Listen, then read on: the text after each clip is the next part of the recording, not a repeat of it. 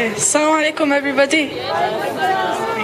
Thanks for coming on such a short notice and standing in the cold outside. But can I remind you that the 1 or 2 hours that we'll be standing here is nothing compared to what everybody in Gaza is going through. It's nothing compared to the hours that they can't get to sleep, the 48, the 36, the 24 hours that the Gazans haven't slept for the past few days. It's nothing compared to the bombs that are dropping, the fear that's going through them. In 2011, I went to Gaza as part of a Miles of Smiles convoy, and I'd like to say that I met a young boy called Mahmoud.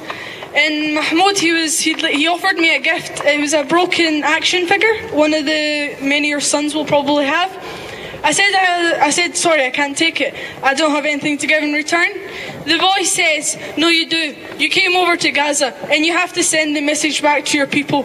Tell them about the times when the bombs were dropping. Tell them about every time when I walked to school I'd have to look over my shoulder so that the soldiers don't shoot us.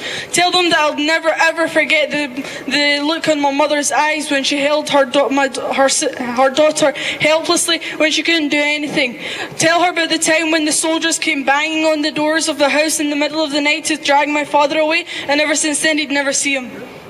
Believe it or not, I'm 14 years old, so when I see on TV 14-year-old kids getting bombed and dying, I feel, why can they not go to school like me? Why can they not go and play outside? Is that a crime?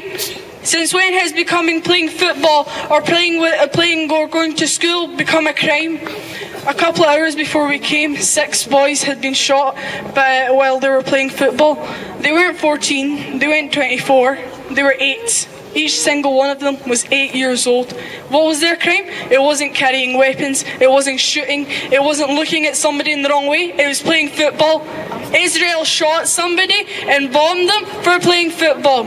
So when Israel decides to come outside and say on Twitter or say to the world that they're coming out on a war in Gaza, let me tell you, when you compare the figures, when you compare 25 dead to 3 dead, when you compare 5,000 dead to 7 dead, let me tell you, this isn't a war. It's a bloody genocide that's going on in Gaza. It's not a war, it's a genocide. A genocide that must be stopped. And even though we're not in Gaza, even though we're not in Palestine right now, we do have a voice. We do. Coming out here, I can see many people stopping and asking what's going on, what's happening, why are you coming out?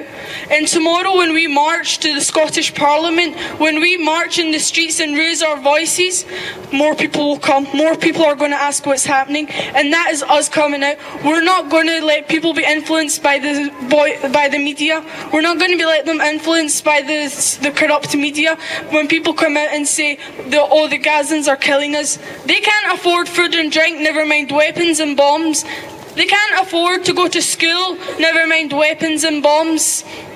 So please everybody, to come tomorrow to the march in Edinburgh and march to the Scottish Parliament to get our voice heard. We might not be in Gaza, we might not be in Palestine, but we do still have a voice that must be heard. Jazakallah khair.